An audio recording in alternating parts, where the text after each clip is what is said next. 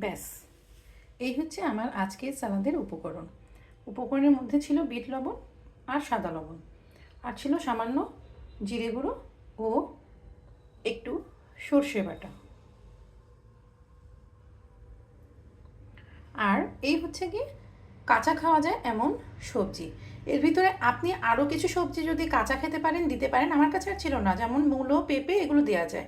এখানে আছে গাজর, বিট, আর আছে শসা, টমেটো, ধনেপাতা, কাঁচা ঝাল, লেবু, একটা অ্যাপেল দিয়েছি। অ্যাপেলের সঙ্গে যদি আপনার ঘরে বেদানা কি অরেঞ্জ থাকে সেগুলোও দিতে পারেন, আনারসের টুকরো দেওয়া যাবে। এই সালাদটা মাখিয়ে নিলে টক দই, দেখেছেন টক দই, এটা মাখিয়ে নিলে আপনার পরিপূর্ণ একটা ব্যালেন্স ডায়েট হয়ে যাবে। এটা কিন্তু কোনো সাইড ডিশ না, এটা পরিপূর্ণ একটা একটা মেইন ডিশ হিসাবে ব্যবহার করতে পারেন। আসসালামু আলাইকুম, পরে আবার শেয়ার করবো। আল্লাহ হাফেজ।